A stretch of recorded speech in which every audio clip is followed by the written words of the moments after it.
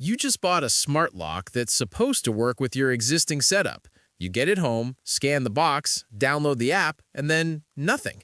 It won't connect. Turns out it uses Z-Wave, and your hub only speaks Zigbee. Now you're staring at a $200 paperweight and a return shipping label. I'm Marcus Chen, and I've watched this exact scenario play out more times than I can count. Today, we're fixing that problem for good. You're listening to the Smart Home Setup Podcast. Quick note before we jump in. Everything you're about to hear, all the research, the data, the script, that's been written and verified by real people who actually work in this field. The voice you're hearing, though, that's AI generated. Just want to be upfront about that. Now, if you've been listening for a while, thanks for coming back. Means a lot. And if this is your first time here, great to have you.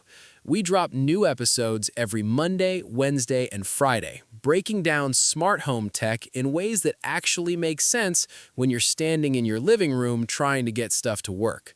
So, let's dive in. Building a smart home should feel effortless, but I've watched too many homeowners end up with devices that can't talk to each other. This smart home compatibility checklist walks you through the critical compatibility factors you need to verify before buying any smart home device. You'll learn how to check protocol support, hub requirements, automation capabilities, and fallback behaviors. These are the foundations of a reliable smart home that actually works together, instead of fighting itself. First check, protocol and hub compatibility. Does everything actually connect? Before you buy a single device, you need to map out which protocols your ecosystem supports and which hubs you'll need. This is where most compatibility issues start and where they're easiest to prevent. First question, what protocol does each device use? Zigbee, Z-Wave, Thread, Matter, or Wi-Fi? You need to know the exact protocol for every device. A Zigbee motion sensor won't connect to a Z-Wave hub, and a Thread device needs a Thread border router. Check the product specifications page, not just the marketing copy. In my experience, manufacturers often bury protocol details in footnotes, and that single line determines whether your $200 smart lock will work with your existing setup. If you're comparing different protocols, I've covered the technical differences in Smart Home Protocol Compatibility Explained: Zigbee, Z-Wave, Thread, Matter, and Wi-Fi. Check the link below. Next, does your hub support that protocol natively? Not all hubs are universal. The Amazon Echo Hub supports Zigbee and Matter, but not Z-Wave, while the Samsung SmartThings Hub handles Zigbee, Z-Wave, and Matter. Check the link below to see current pricing. If your hub doesn't support a protocol natively, you'll need a bridge or secondary hub. I've seen homeowners buy a dozen Z-Wave devices only to discover their Google Home can't control them without adding another $100 hub. For a detailed breakdown of what each hub actually supports, check out Understanding Hub Requirements: Which Smart Devices Need a Bridge in 2026. Links in the description. Are you locked into a single ecosystem? Apple HomeKit, Google Home, Amazon Alexa, and Samsung SmartThings don't play equally nice with all protocols. HomeKit requires Thread or Matter for most devices.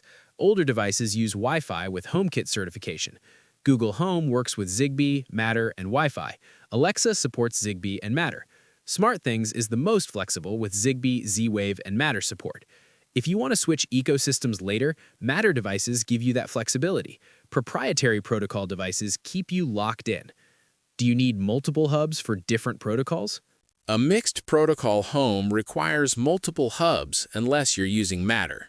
If you have Zigbee lights, Z-Wave locks, and Thread sensors, you'll need a hub that supports all three protocols or separate hubs bridged through a central controller like Home Assistant. I've installed systems with 3 hubs running simultaneously. It works, but each hub adds latency and another potential failure point. The cleanest setups stick to 1 or 2 protocols maximum. Does the device require a manufacturer-specific bridge? Philips Hue, Lutron Caseta, and other brands require their own proprietary bridges even if they use open protocols like Zigbee. The Philips Hue bridge is mandatory for Hue bulbs, even though they're Zigbee devices that technically could connect to any Zigbee hub. Check the link below for current pricing. These bridges add cost, $50 to $80 each, take up network ports, and create dependency on manufacturer cloud services. Before buying into a bridge-dependent ecosystem, Check whether those devices can function if the manufacturer shuts down their cloud service. What happens when Matter 1.4 updates roll out?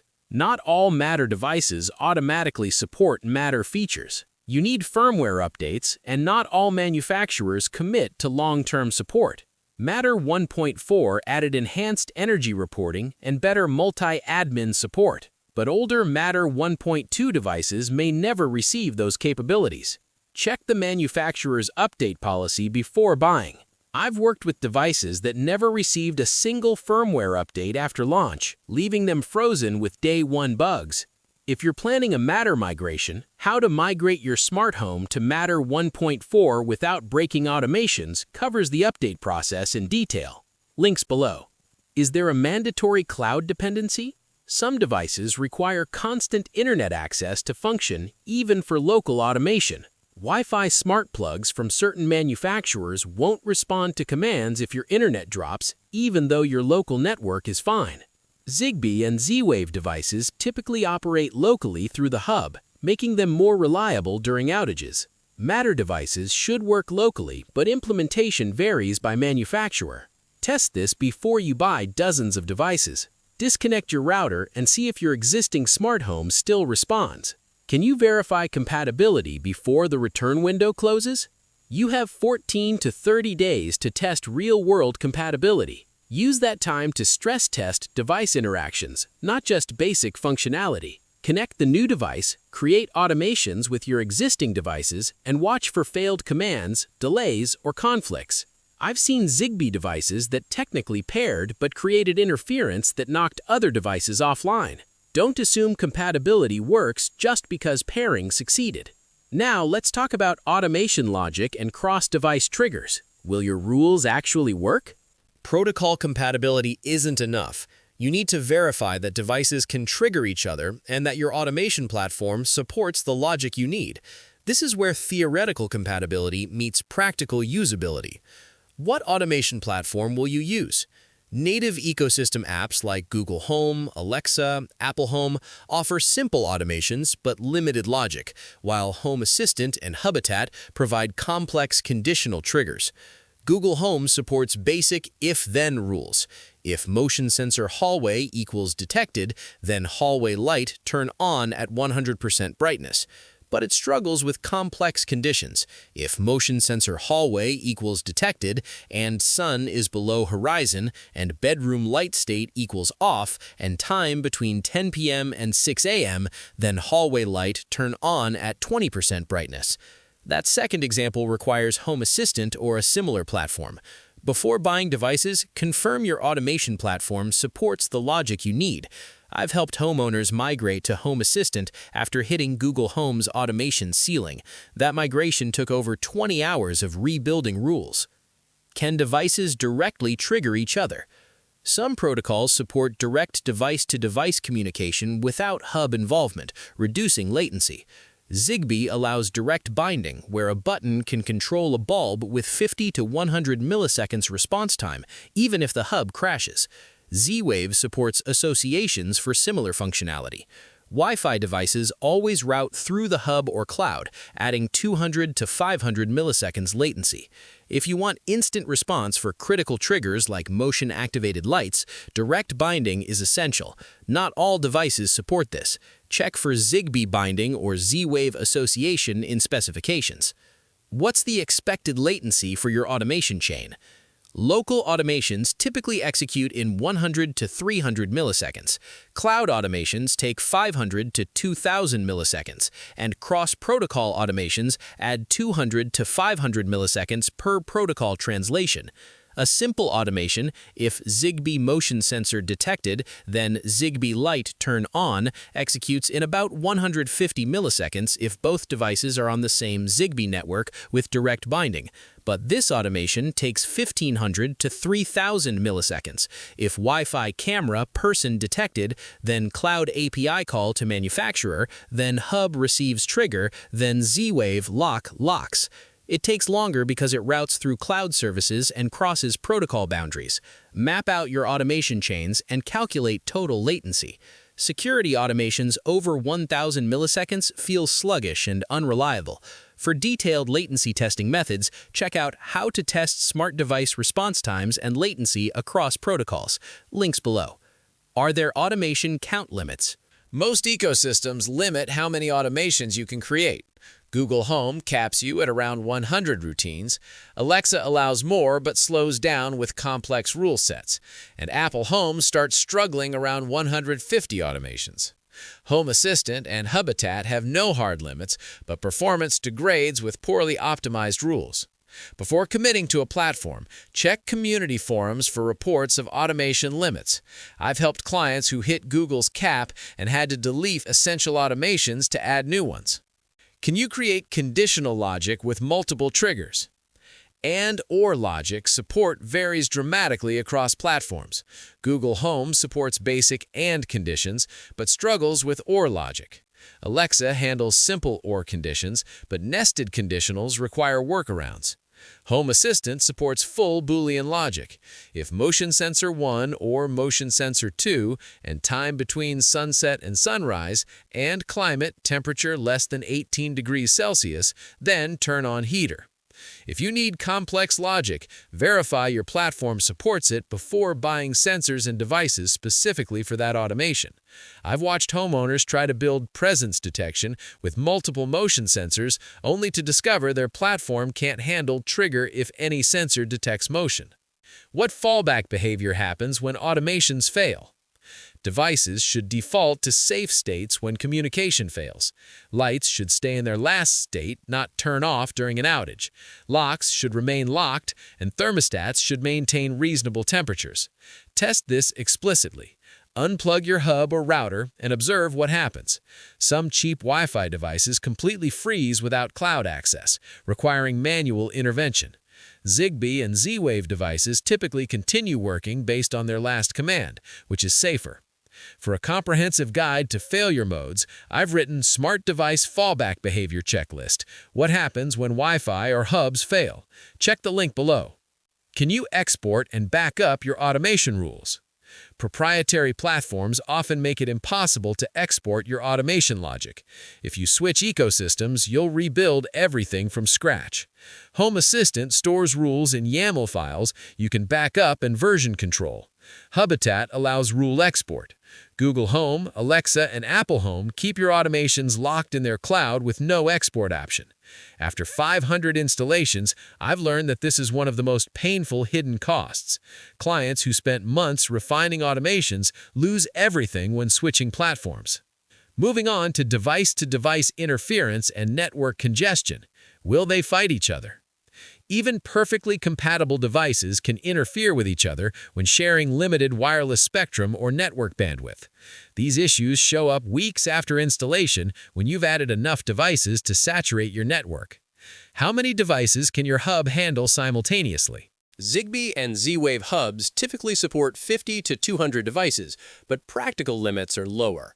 The Aqara M3 hub officially supports 128 Zigbee devices, but performance degrades after 60 to 80 active devices. Each device generates status updates, consumes mesh bandwidth, and requires processing time. If you're planning a large installation, 30-plus devices, buy a hub rated for at least double your target device count. I've had to split oversized networks across multiple hubs when response times stretched past 2 seconds.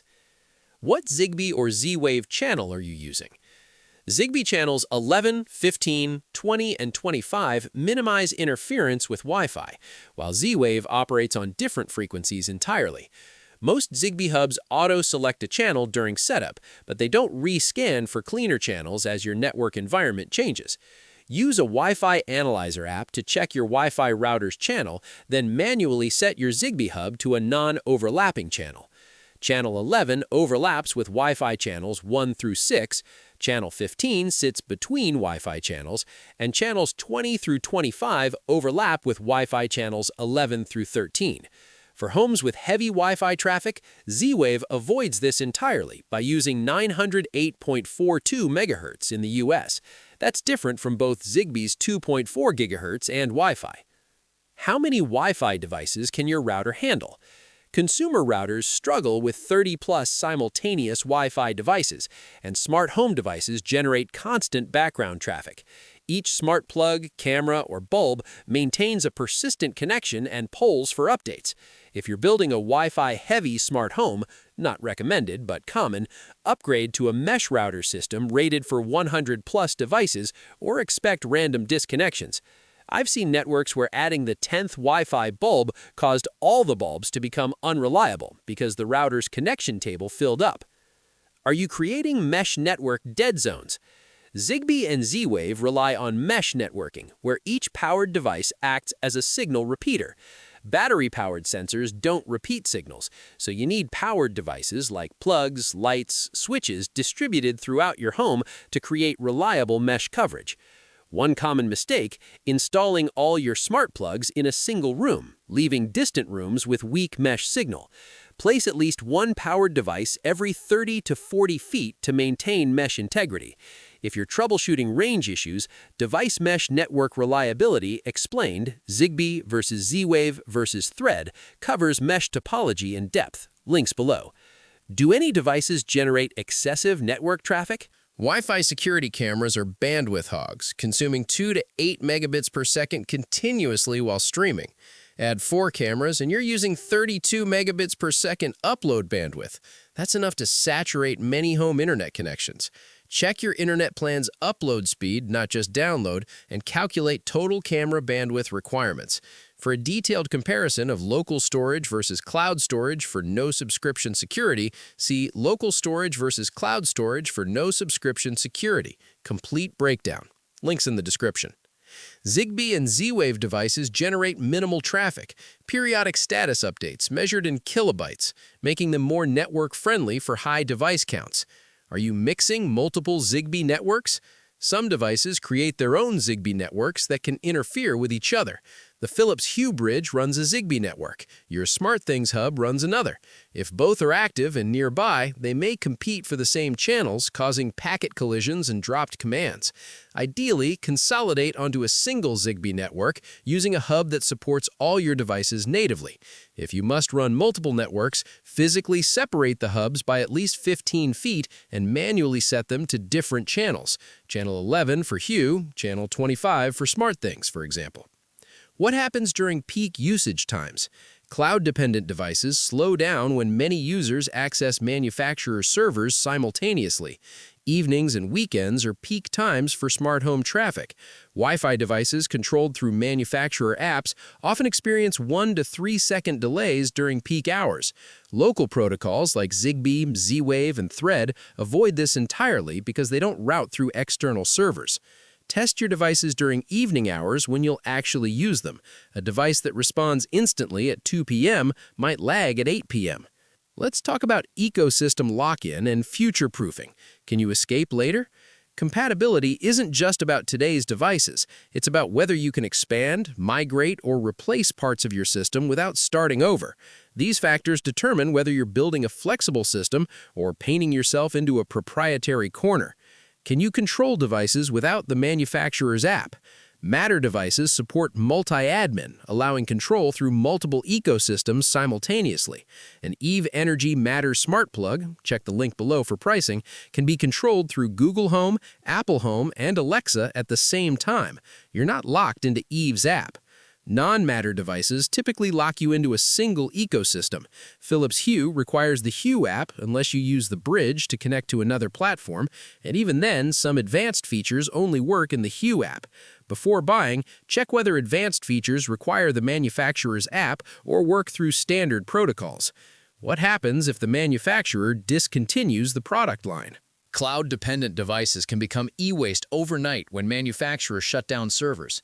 Insteon famously went bankrupt in 2022, bricking thousands of smart home devices. Revolve's hub was remotely disabled by Nest in 2016. Wink required a mandatory subscription in 2020 or devices stopped working. Choose devices that function locally, Zigbee, Z-Wave, Thread, or support open standards like Matter that will survive manufacturer exits. I've helped homeowners replace entire systems after manufacturer cloud shutdowns. It's a $2,000 plus mistake that proper protocol selection avoids. Are firmware updates mandatory or optional? Some manufacturers force firmware updates that change device behavior or add cloud requirements. Sonos famously pushed an update that made older devices incompatible with newer ones. Some smart lock manufacturers have pushed updates that increased latency or changed automation behavior. Choose devices that allow you to decline updates or manufacturers with a track record of stability. Check community forums for update complaints before buying. Consistent complaints about broken updates are a red flag. Can you integrate devices with Home Assistant or Habitat? These open platforms provide an escape hatch from proprietary ecosystems. Even if a device is officially locked to one ecosystem, Home Assistant often supports it through community integrations. This gives you future flexibility. If you grow frustrated with Google Home, you can migrate to Home Assistant without replacing devices. Check the Home Assistant device compatibility list before buying to confirm integration exists. I recommend this especially for expensive devices like thermostats and locks, where replacement costs hurt. Does the protocol have long-term industry support? Matter has backing from Apple, Google, Amazon, Samsung, and hundreds of manufacturers. It's the safest bet for long-term compatibility. Zigbee has been around since 2003 and isn't going anywhere. Z-Wave has strong smart home adoption and continues receiving updates. Z-Wave Long Range launched in 2023. Proprietary Wi-Fi protocols from small manufacturers are risky. If the company folds, you're stuck. Thread is newer but has strong industry support as the foundation for Matter. For a comparison of protocol longevity and industry support, see Matter 1.4 versus Thread. Which smart home protocol is better? Links below. Can you access raw device data and logs? Troubleshooting requires visibility into device communication. Home Assistant and Habitat provide detailed logs showing every command, response, and error. Consumer ecosystems like Google Home hide this information, making diagnosis impossible when devices misbehave. If you're building a complex system, choose platforms that expose device logs. I've solved countless mysterious automation failures by reading logs. Without them, you're guessing blindly. What's your total investment in the ecosystem? Switching ecosystems gets exponentially more painful as device counts grow. If you've invested $500 in proprietary devices, switching is annoying but doable. At $3,000 invested with 40-plus devices, you're effectively locked in. Calculate your total ecosystem investment annually. If it's growing rapidly, make sure you're comfortable with that ecosystem long-term. I've met homeowners with $8,000 tied up in Insteon devices who faced full replacement costs when the company folded. Here's your final check before you go. Run through this condensed smart home compatibility checklist before buying any new device. Protocol and hub. Confirm the exact protocol: Zigbee, Z-Wave, Thread, Matter, Wi-Fi. Verify your hub supports that protocol natively. Check if you need a manufacturer-specific bridge. Confirm the device works locally, not cloud only. Test whether the device functions during internet outages. Automation and logic. Verify your platform supports the automation logic you need. Calculate expected latency for the automation chain. Confirm device-to-device triggers work as expected. Test fallback behavior when connections fail. Document your automation rules for backup. Network and interference. Check your hub's device limit and your current count. Verify Zigbee or Z-Wave channels don't conflict with Wi-Fi. Confirm your router can handle additional Wi-Fi devices. Ensure adequate mesh coverage with powered devices.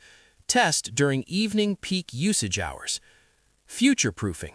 Verify multi-ecosystem support. Matter is best. Check manufacturer's track record and longevity. Confirm Home Assistant or Habitat integration exists.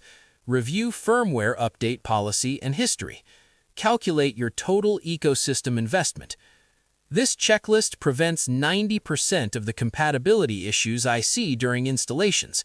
Print it, save it to your phone, or keep it bookmarked. You'll reference it every time you add a device. Let's hit some frequently asked questions. Can I mix Zigbee and Z-Wave devices in the same smart home? Yes, you can mix Zigbee and Z-Wave devices in the same smart home, but you'll need a hub that supports both protocols simultaneously, such as the Samsung SmartThings Hub or Habitat Elevation. Check the link below for pricing. The devices can't communicate directly with each other. They route through your hub, which translates commands between protocols. This adds 200 to 500 milliseconds latency compared to same protocol automations. I've installed hundreds of mixed protocol systems, and they work reliably as long as you don't expect instant cross-protocol triggers. For comparison of motion sensor performance across protocols, see Zigbee motion sensors versus Z-Wave motion sensors, latency and reliability compared. Links in the description. Do Matter devices work with my existing Zigbee and Z-Wave devices? Matter devices don't directly communicate with Zigbee or Z-Wave devices. They use different protocols. However, a Matter-compatible hub like Samsung SmartThings or Home Assistant can control all three protocol types, creating automations that link Matter, Zigbee, and Z-Wave devices through the hub's automation engine. The hub acts as a translator, so a Matter motion sensor can trigger a Zigbee light if your hub supports both protocols and you create the automation. You won't replace your existing devices just to adopt Matter. You'll add Matter devices alongside them and let the hub orchestrate everything.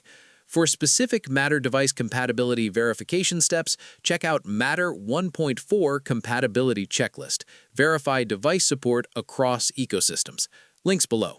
What's the most reliable smart home protocol for avoiding compatibility issues?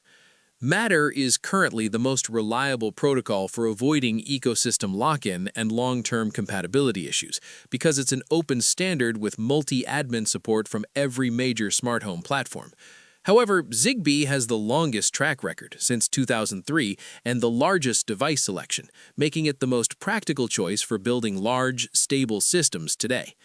Z-Wave offers excellent reliability with less interference than Zigbee because it uses a different radio frequency. The worst choice for compatibility is proprietary Wi-Fi devices that require manufacturer cloud services. You're completely dependent on that single company's survival and policies.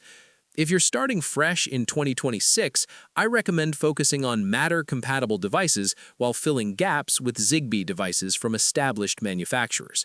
For a comprehensive protocol comparison, including reliability factors, reference How to Compare Smart Home Protocols Before Buying. Links in the description.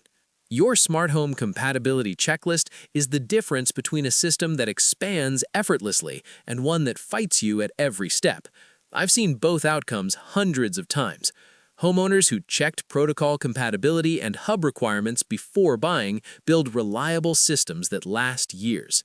Those who bought devices impulsively based on individual features end up with incompatible collections that never work together properly. The 15 minutes you spend verifying compatibility before each purchase saves hours of troubleshooting later.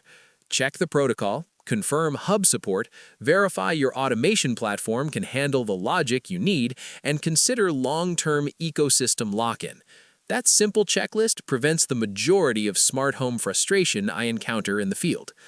Your smart home should work for you, not the other way around. Take the time to verify compatibility up front, and you'll build a system that just works. That wraps up this episode of the Smart Home Setup Podcast. Appreciate you spending this time with me. New episodes come out every Monday, Wednesday, and Friday, so there's always something new coming down the pipeline. If this one helped you out, I'd be really grateful if you could leave a 5-star rating and write a quick review. It genuinely makes a difference. That's how other people who are dealing with the same compatibility nightmares actually find the show. And hey, hit subscribe or follow while you're at it so you get notified the second a new episode drops. Catch you next time.